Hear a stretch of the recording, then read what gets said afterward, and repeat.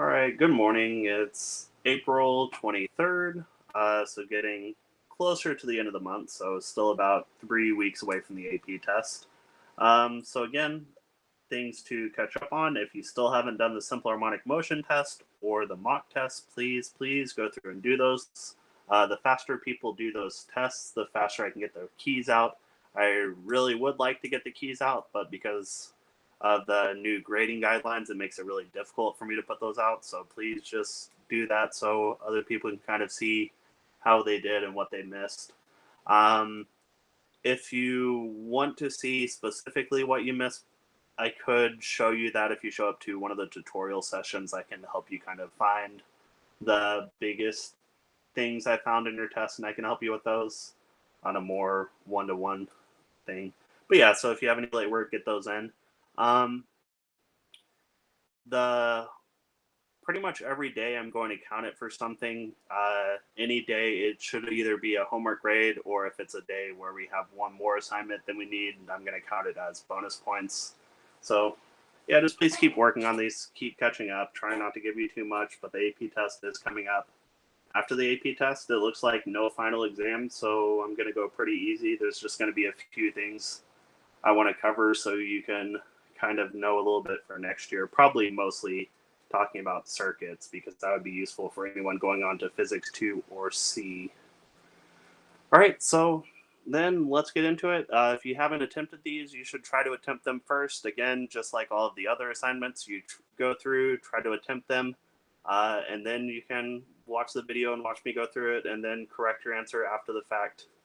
So we start off with a question that we've seen a whole lot of times. Hopefully this question should be kind of frustrating the amount of times I've asked it, and you should kind of be like pretty easy. This is the question that's appeared most often on the free response of the AP test. So again, we'll go through this one more time.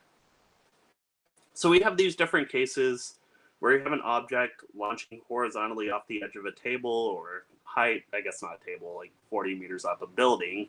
And we want to rank them based on how long they take to reach the ground. So again, just like all of these, we're going to start by going through our reasoning first. So we've done these plenty of times. We did an previous AP test question like this. I'm pretty sure I gave you this question on one of our tests. What is this? 48, I guess, is the superscript they use. So we launched something horizontally. So the first thing we should really be thinking about is, well, what is this? Well, this looks like projectile motion. So these are all going to launch horizontally in a parabolic trajectory until they hit the ground. So one of the biggest things we learned in projectile motion that we should probably start with is that vertical and horizontal motion are independent.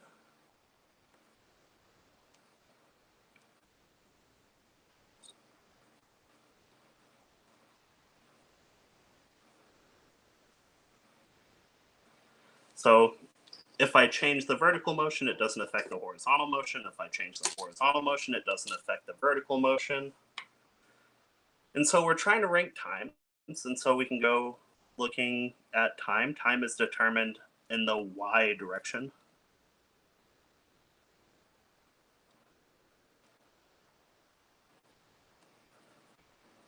And then by the vertical motion, or y motion, whatever words you feel most comfortable with. All right, so we really only care about our y direction. And so this is going to be kinematics. So we should probably start off with the things we know about kinematics. Kinematics talks about position, time, velocity, acceleration. So looking at the things we know in our y direction,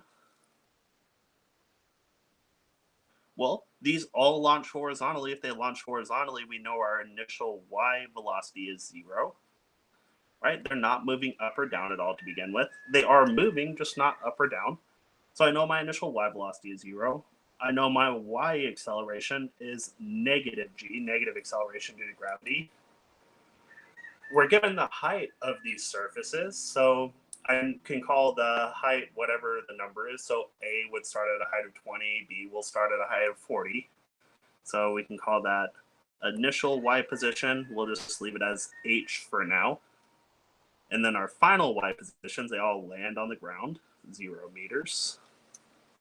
And then we're left kind of thinking, I have positions, acceleration, I have initial velocity, not final velocity. So of our 3 kinematic equations, which are we using? If you lost your formula chart, I would suggest printing one out and writing all over it. But yeah, our second kinematic equation, that's the only one that doesn't rely on final velocity. The first and third rely on final velocity. And again, when you're writing this on the AP test, don't say the second kinematic equation. This isn't like Newton's second law where everyone knows what that means. I'm only calling this a second equation because it's the second equation that shows up on this formula chart. There's nothing saying this is the second kinematic equation, all right? So we're going to use that equation. So my, wait, blanking for a second. My final Y position equals the initial Y position plus the initial Y velocity times time plus 1/2 acceleration in the Y direction times time squared. So starting off, this simplifies pretty fast that my initial Y velocity is 0. And by the way, when you're typing this for the test, you probably won't be able to use subscripts. So you won't necessarily write that out, but you could just write something without subscripts. That would be pretty obviously like YF equals YO plus 0.5 times AT squared. Like if you wrote something like that, they should be able to understand, even if you don't put it as subscripts. That should be understandable. I would leave a space if you write it like that, or put parentheses if you want to do like AY times time squared.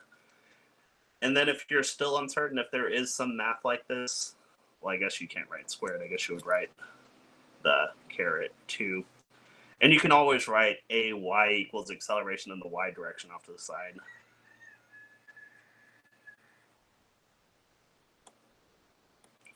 So in the case they do ask you to do math and you are typing your response online, you can always type something like this. That should be understandable enough, and I think they would understand what you're trying to say.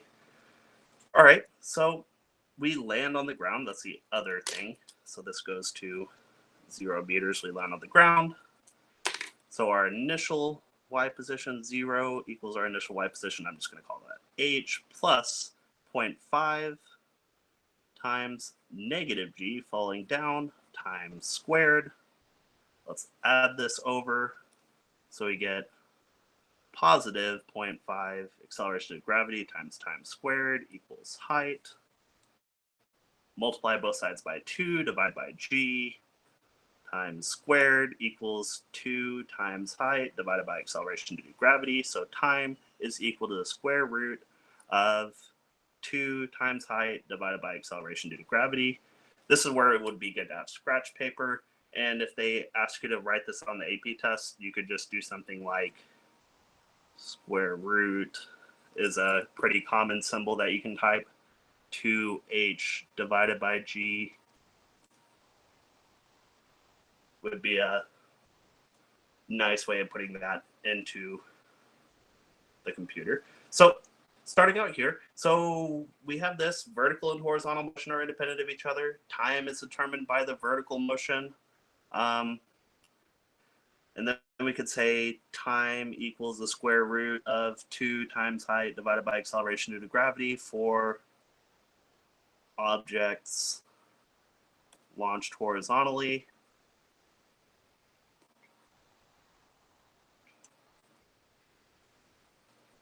Which means all we're comparing here are our heights.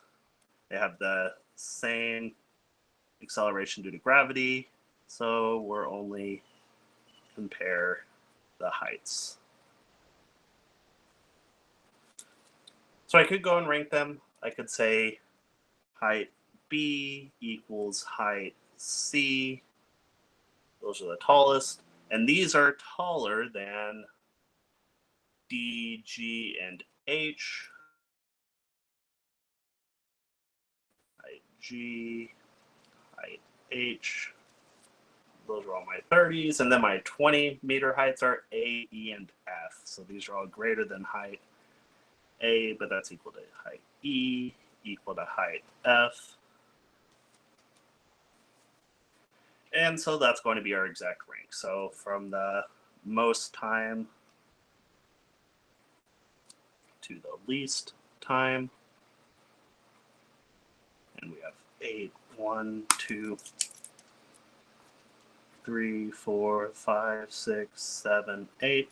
So B equals C greater than D equals G equals H greater than A equals E equals F.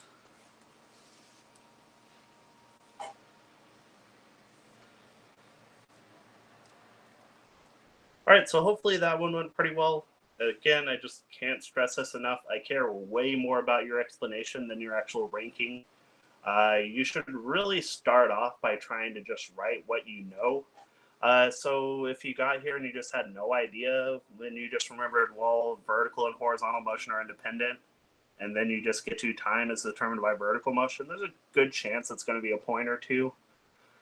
Then you can kind of go through and try to get an equation. We didn't have to actually solve this equation here. Once we got here, we could have just not worried about all this, and we could have just gotten to the point that said, if something falls from a greater height, it takes more time to hit the ground. Therefore, the objects falling from the greatest height are going to have the greatest time, and the objects falling from the lowest height will have the lowest time and go from there. So we didn't even have to do all this math right here. Another question could ask about the horizontal distance. Let's say we have another question here that asks us to rank horizontal distance traveled. What else would we have to take into account then?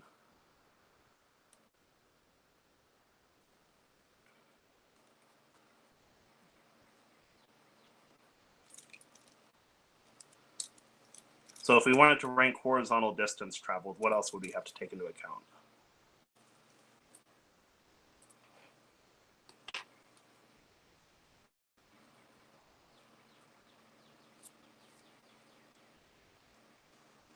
Yeah, our x velocity, vx times t. And that's perfect. You might not be able to write, again, delta x. You could type out delta x, or you could just write distance equals, like Tam wrote, vxt. That's pretty straightforward to make just a capital V lowercase x. It really looks like a subscript. So a few ways of doing that. So we could go through this and we could do a little bit more, like which one goes further, B or C. Well, B and C fall from the same height, so they take the same amount of time. But C launches faster, so C is going to travel further, right? So we could further differentiate these.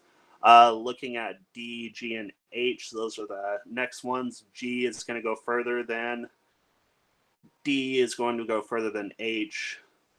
You run into a little bit of difficulty comparing, well, G and C. Well, C falls further, but it's going slower. G falls not as far, but it's going faster. So that's where you would get to a point where you would probably have to do math to go through and actually kind of figure out a few of these. But yeah, I could easily see a question like that. Not which one takes more time, but which one travels further. Which leads us to this next one. So now we're trying to figure out, these cannonballs are fired at different angles and different speeds. And we're trying to figure out which one will go the furthest horizontal distance. All right. So superscript 54 in the question. All right, so we're trying to rank the horizontal distance traveled. So this is pretty much like we saw in the last one. And by the way, that equation comes from our second kinematic equation. When we're trying to find our x distance, the only kinematic equation we can use is that second one. Final x position equals initial x position plus the initial x velocity times time plus 1/2 acceleration in the x direction times time squared. The first and third equations just end up telling us the initial x velocity equals the final x velocity because our acceleration is 0, which we already know that. We already know our acceleration in the x direction is 0, as long as there's no air resistance or nothing propelling them. And again, we're looking after the cannon was fired. So when the cannonball is in the barrel, yes, there is an x acceleration. But once a cannonball has left the barrel, there's no more x acceleration. Well, we can say it launches from an initial position of 0 meters. It's usually easiest to start off at 0. So our final x position, or our distance traveled, is just going to be that x velocity times time. I don't need to keep worrying about initial x velocity because it's a constant x velocity. So that leads us to this. So rank according to the horizontal distance traveled by the ball. So an easy equation to write would be distance equals velocity in the x direction times time. That's real simple to type out. So we need to rank two things. So let's look at these. What can we say about all of their x velocities?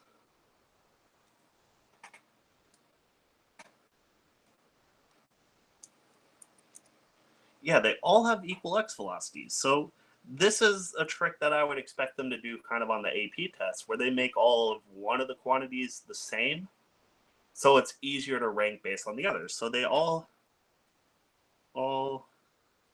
cannonballs have the same x velocity. That means we only need to compare the times.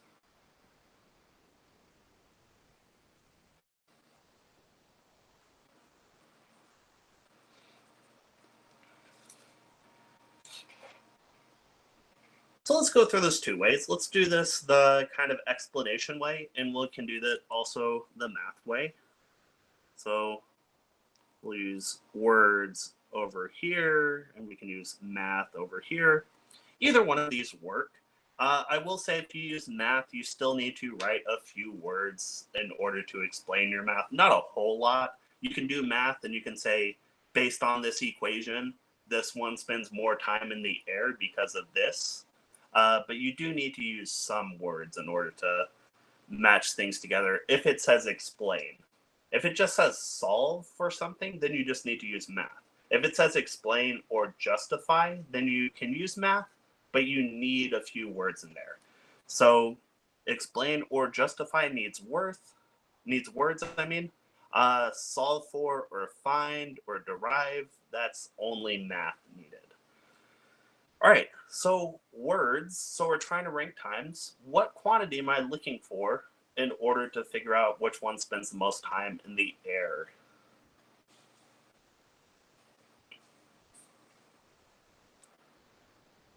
What quantity determines how much time this cannonball will spend in the air?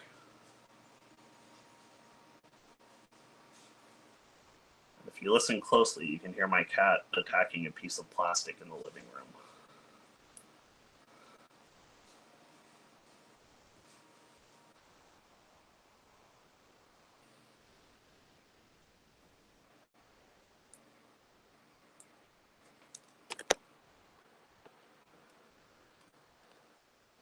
So what determines my time spent in the air? How do I get something to spend more time in the air? So angle is one thing.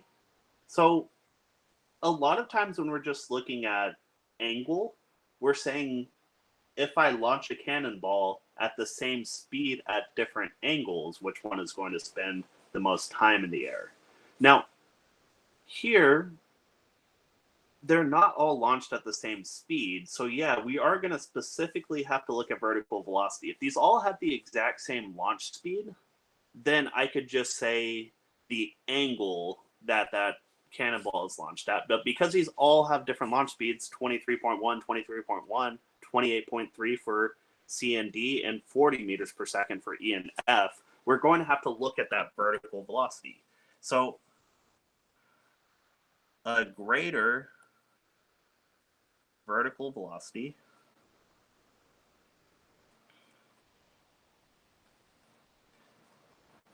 causes the cannonball to spend more time in the air.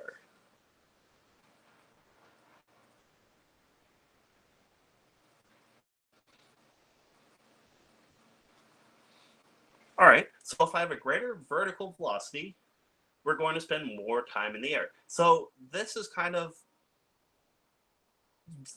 reduce this down to all we need to really look at. So they all have the same x velocity, so I don't need to worry about ranking that. Well, time, I reduce it down to essentially we really only care about vertical velocity. So that means we only need to rank the vertical velocities. So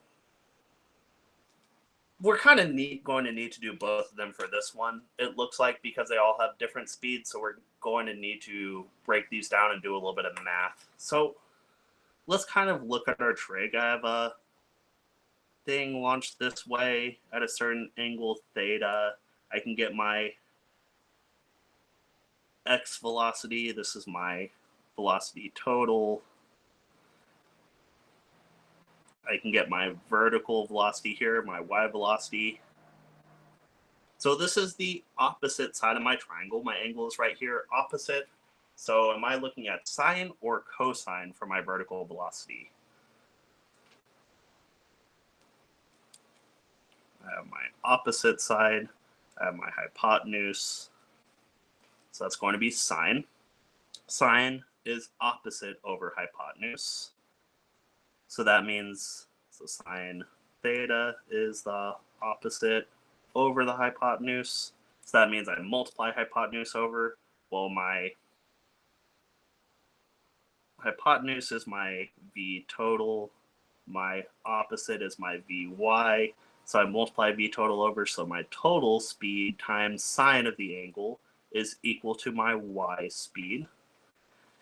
And if you're completely blanking on all of those, you can have these written out. We do have them written here in terms of A, B, and C on our formula chart. But because you get to use your own formula chart, feel free to change these or write trig in this way. You could easily just say that if my angle is here, you could just say that opposite my vertical y is going to be my hypotenuse times sine of the angle, things like that. All right, so let's go through and solve all these. So Vya is going to be that thing launches at 23.1 meters per second, sine of 30 degrees.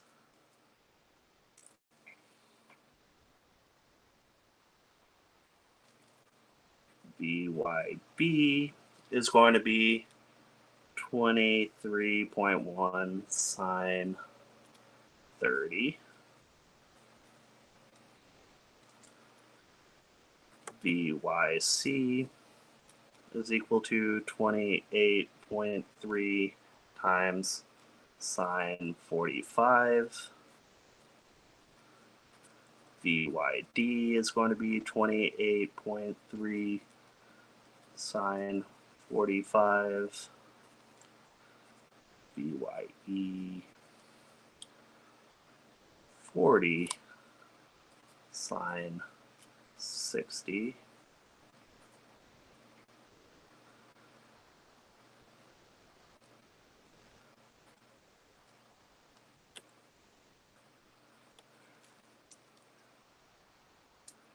So this is the way going through and being really thorough. We're going to see a little bit of a simpler way in a second.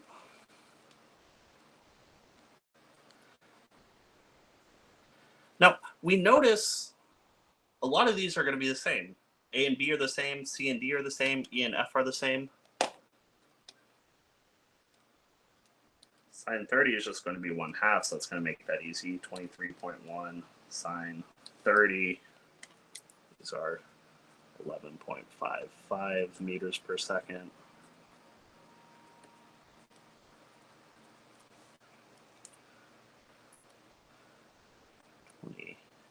0.3, not sine 30, it's going to be sine 45. Right around 20 meters per second. And you can go through and use like square root of 2 over 2, square root of 3 over 2 if you want. But you do have access to a calculator. And if your calculator isn't very good at doing trig, please reach out to me. We can try to find some sort of calculator solution for you. But yeah, it's going to be important that you get a good calculator. All right, so one more thing that I really should add to my words right here. What's the difference between, say, A and B, or the difference between C and D, and the difference between E and F? Because we have these kind of pairs of two we're looking at that have the same speed and angle, just the mass. How does mass affect the amount of time this object spins and the trajectory?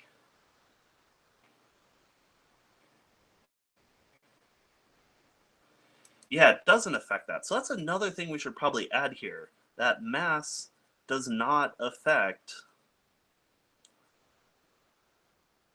not effect, mass does not affect the time spent, I should probably say time or distance.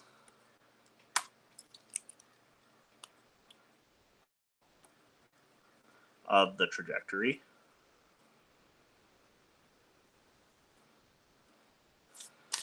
And this is after it's launched, right? Obviously, if we're talking about the cannonball in the cannon, and the cannon provides a certain amount of force, that would affect the acceleration due to Newton's second law.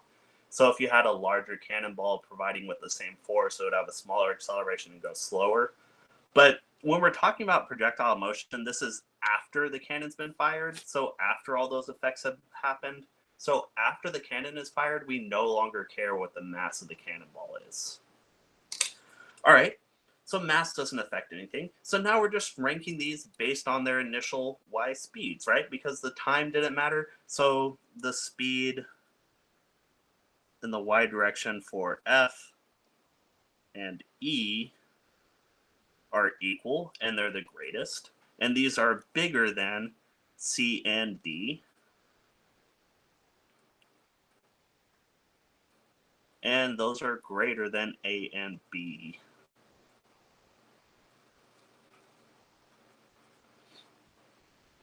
And we could have gone a little bit simpler here. We didn't really have to go through and do all of these. Again, I just like doing math and working through this again with you. It's good practice. But we could also just kind of think about this logically, that if something is launched at a small angle, it's going to go not as far, or not as much time in the air, I mean. So the 30 degree, A and B, are going to spend the least time in the air because of their smallest angle and the smallest speed. So not only do they have the lowest angle, making them spend less time in the air, but they're launched at the slowest speed, so that makes them spend the least time in the air.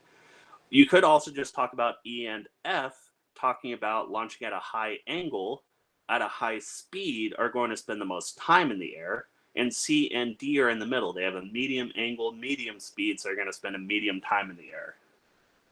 Yeah, so the 45 degree angle will give the biggest horizontal displacement if we have a constant speed of launch. So let's say we launch all of these at 40 meters per second. The 45 degree is going to be the best. But if we notice here, we're also changing our speeds. So because our speed changes, so let's say they all launch at the same speed, these 45 degree angles would have the greatest distance. But this launches at a higher angle and a higher speed. So we're changing two variables here. So it's going to be a little bit trickier than just 45 degree gives the greatest launch distance, if that makes sense. So yeah, if the question is only for a given launch speed, if they all launch at the same speed, 45 degrees is going to be the farthest distance. But this launches faster. So if I launch faster at a higher angle, then yeah, this isn't going to be as optimal. For this 40 meters per second to go the furthest, I should launch it at 45 degrees. So this isn't the optimal launch angle for 40 degrees, but overall, this is going to win out over this because they end up having the same speed, and this ends up spending more time in the air, and so it ends up to where this 60-degree launch is a greater distance than this 45-degree launch because it's launched faster, but it's not the maximum possible distance I can get out of this 40 meter per second launch. So quite a bit of nuance there. That's why I like this question. It's asked in a little bit different way than how I've asked before. Any other questions on that? That's good. That's something I kind of expected to see some people say. It's just the 45-degree angle is the maximum distance. So the most distance in the x direction versus the least distance in the x direction. So we're going to see that A is equal to, what am I saying? Most is. E is equal to F. And those are bigger than D and C, but those are also equal. And that's bigger than B and A. And obviously B equals B, but that should be an A right there. Any other questions on that? So you can use a combination here, but something here in words, I really should put something else here that, how would I put this? E and F have the greatest angle and speed and initial speed. Therefore, they spend the most time in the air. And then I can say that A and B have the smallest angle and initial speed, and they spend the least time in the air.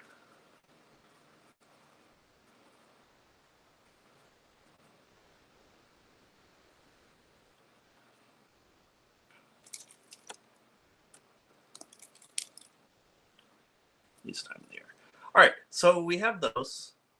And then again, this math, if you do the math and you go through all of these, I need a little bit more to go along with that. So you can talk about how it would still be good to talk about greater vertical velocity causes the cannonball to spend more time in the air. Mass does not affect time or distance of the trajectory. And then we would say, instead of going through all of these, we would just solve these and we would just rank them based on this. So it'd say, so we could go immediately from these two to the math, but then we should still put out a ranking in words or something like that. All right, going through those pretty fast. And then this last one, I expect a little bit of people to mess up on this for a certain reason.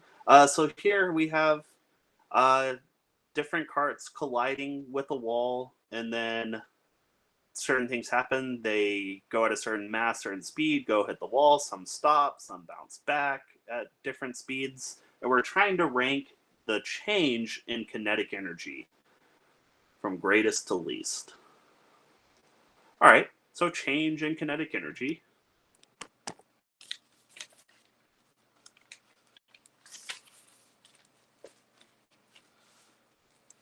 And this is 60. That's that superscript. So first of all, we should probably look at what kinetic energy is. Kinetic energy is 1/2 mass times speed squared.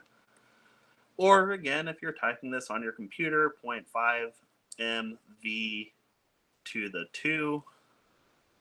And sometimes it's nice to put this 2 to the 2, v to the 2 in parentheses, so it's obvious that it doesn't go into other things, especially if we have other variables after this. But yeah, again, it really sounds like College Board wants you to type your answers, and it sounds like they're going to try to make it to where your answers are easily typed. So I would be trying to get used to that. And on these, it would be good to even practice typing your responses to these. That would be a good thing that you could try to do. A lot of these are kind of on the level of what I expect an AP test question to be. They might be a little bit different. They're probably not going to say 10 kilograms and the speed. They might say mass M or 2M, and this goes at speed V or 2V or 3V. But yeah, something like this.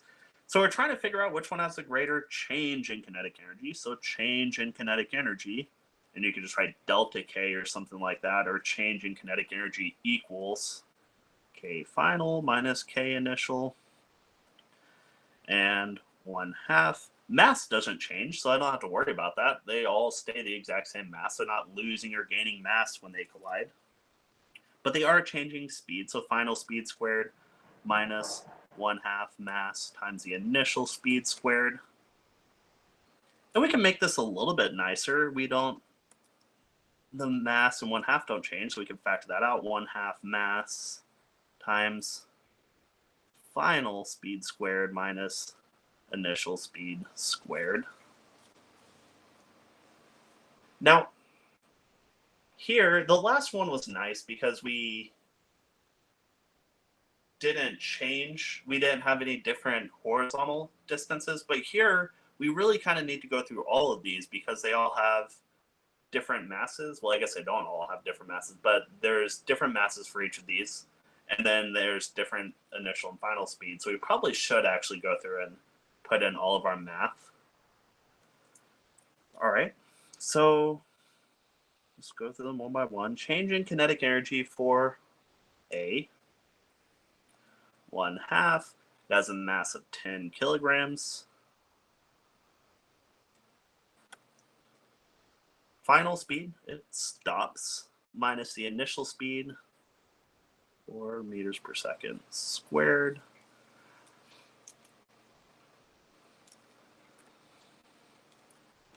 All right, so 4 squared, 16, divided by 2 is 8. 8 times 10 is 80. And we have 0 minus, so negative, so it should be negative 80 joules. For the 2 people watching right now, go through and actually put this in your calculators and check me, because I'm just doing this in my head in case I do something stupid. Change in kinetic energy, B, 1/2. This one also has a mass of 10 kilograms. This one bounces back, though. Now, negative 1 meter per second squared minus 3. Wait, what do I say? Final minus, yeah, negative 1 minus 3 squared. What did I do wrong here, though?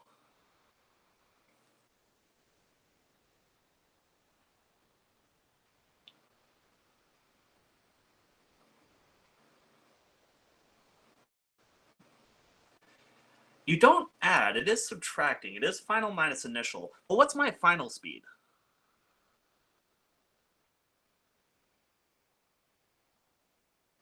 My final speed is negative 1, and my initial speed was positive 3. But I need to square these, right?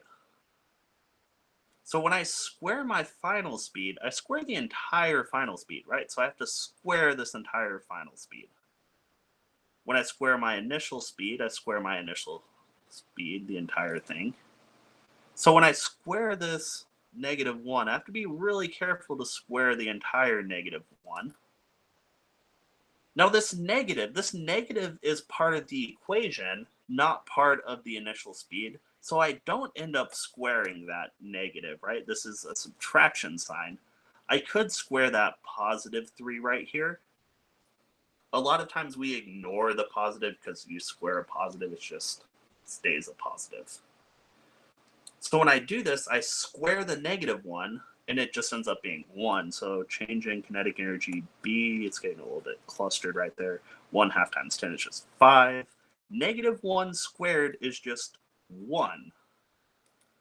Minus 3 squared is 9. So does that make sense why this negative is squared, but this isn't, right? This negative is squared because the final speed is, well, the final velocity is negative. This minus isn't squared because it's part of the equation, and then I would square the positive. Or if you notice, every single time I talk about kinetic energy, I just say speed squared. Energy doesn't care about direction. It's a scalar, so you could just plug in 1 instead of -1 in order to save even more confusion. All right, well, 1 minus 8 is -8. -8 times 5 is -40. -40 joules.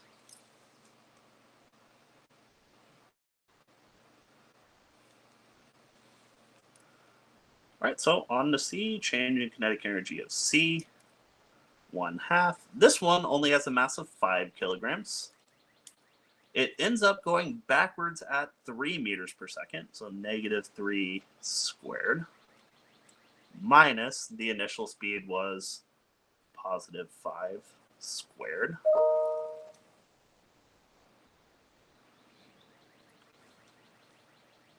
All right, so 3 squared, 9 minus 25. What's 9 minus 25? -16, I think. Yep, -16. -16 divided by 2 is 8. 8 times 5 is 40, so -40 joules. Again, check me on all of these. Change in D, 1/2. D is 20 kilograms. This thing ends at rest, 0 squared, minus, and it started at 2 meters per second, so 2 squared. 2 squared is 4. Half of 4 is 2 times 20 is -40 joules.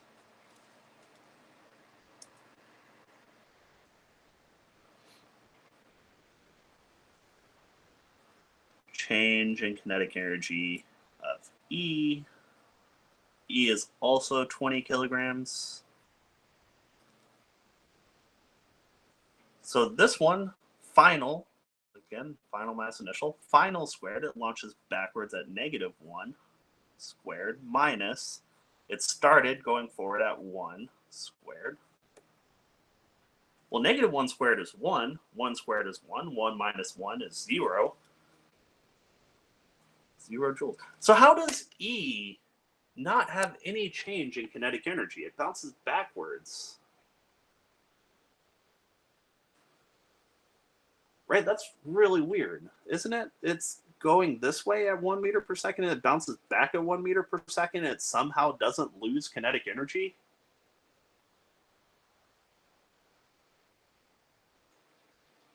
Well, what type of collision is this? Yeah, this is a perfectly elastic collision. So this is where energy doesn't matter about direction. It has the same, yeah, that's fine. But yeah, perfectly elastic if we're not losing energy. So 1 meter per second this way is no different than 1 meter per second backwards. So it has the exact same kinetic energy as before. Now, kinetic energy doesn't change. Does our momentum change? So energy is a scalar, it doesn't care about direction. So it doesn't care if it's going forward at 1 or backwards at 1 meter per second. Energy didn't change. But momentum, is momentum a vector or scalar?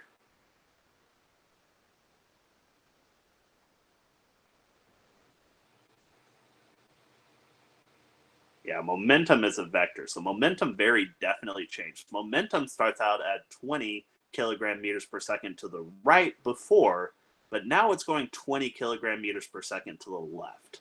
So your momentum very definitely does change when you change directions. But here we have a perfectly elastic collision, no loss of energy because we end up with the same mass and speed before and after. All right? So just kind of a little subtle thing that I could easily see an AP question revolving completely around something like this. Uh, yeah, out of all the ones on here, E, if I were making an AP test question, I would ask it about something like this. All right. Now, I don't make them, so obviously there's a very good chance nothing like that shows up on the AP test, but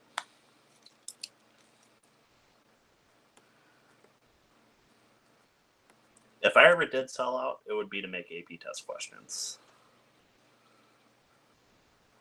Because that could be fun. F we have a really similar scenario here where this is 10 kilograms. It launches back at 2 meters per second backwards. I square that. Minus my initial is going at 2 meters per second squared in the forward direction. Well, we have the same thing. 2 squared minus 2 squared, 4 minus 4. We have no change in kinetic energy. So we have perfectly elastic collisions here. And then all of these, we lost energy. So these are inelastic. And inelastic only has one L.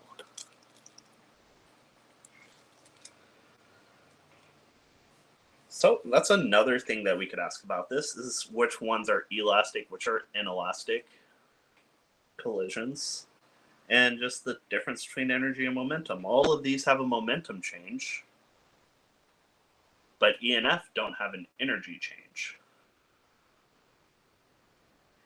And even though the momentum of the cart does change, again, momentum is always conserved if we look big enough.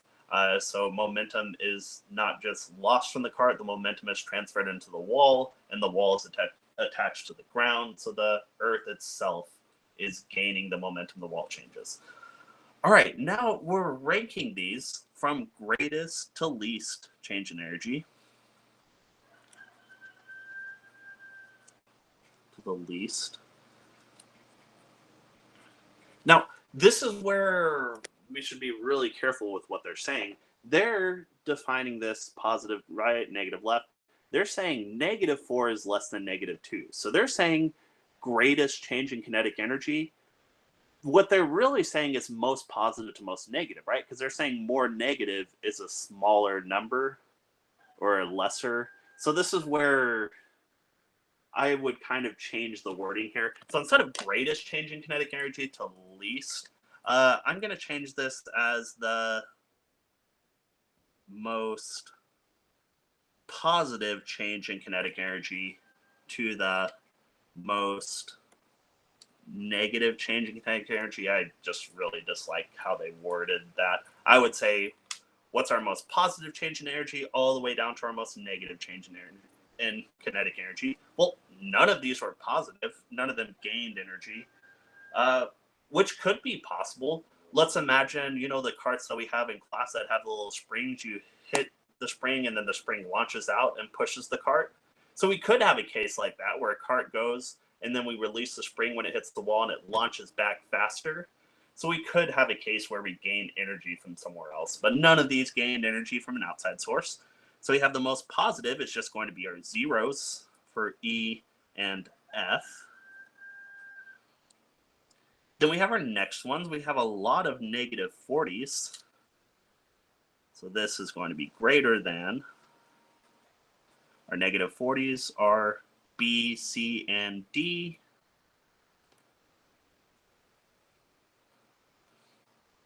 And then our most negative is going to be A over there.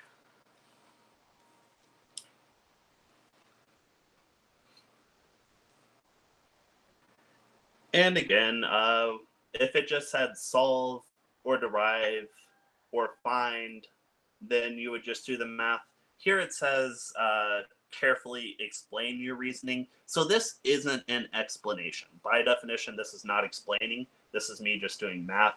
So I would go through and add some words here where I would talk about, well, kinetic energy is given by this equation. Change in kinetic energy is final minus initial, and then just write that out. And then you go through and do the math, and then you can say, based on this, E and F have 0 change in kinetic energy, so they're the most positive.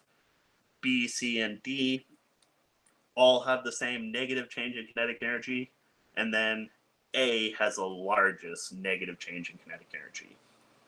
So just something like that. All right. To keep this video from being too long, make sure you go through and do these. Yeah, you messed up. Yeah, so that is a thing. That is an easy thing to mess up. I expected some people to not think about that as, yeah, your mass is having an effect on the change in kinetic energy. So if they all have different masses, we can't just assume it's change in speed.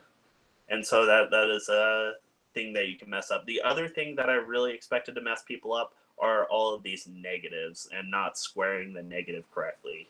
So again, that's just a thing with kinetic energy. With speed, you don't need velocity for kinetic energy. So for all of these, I would just plug in 1, 2, 3. I wouldn't even care about the negative, but except for the negative that's required because of the equation for finding change in something.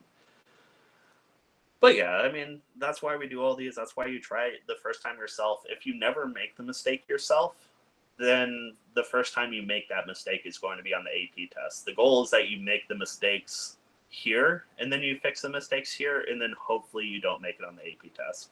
Um, Honestly, that's the difference between someone who's like a master at something and someone who's like an apprentice or learning. The master has just failed so many times that they know where not to make the mistakes. So, um, messing something up, that's perfectly fine. That's good, even if you're doing it now as opposed to later. So, yeah, go through, do these all. Again, you should try to do them before, and then you watch through this, and then you try to solve them. We're going to keep doing a few more of these. I'm going to post the next one of these up right now, and we'll work through that next class. Um, we'll do a few more of these, and then we'll go back to some AP test questions at the beginning of May, going through that, and we'll go through all released AP test questions, and we'll probably run out of those, and I'll probably just write some new ones. But other than that, just keep working. Almost done with this, and hopefully, I'm not asking too much of you. So just please keep working on it. Just please keep thinking about this. I know it's a little bit difficult staying motivated at home, but just keep working. We're almost there. We're almost the AP test. Just finish this, and then it's kind of all over. And then you can worry about what will happen next year. Other than that, have a nice day, and just email me or show up in tutorials if you have any additional questions.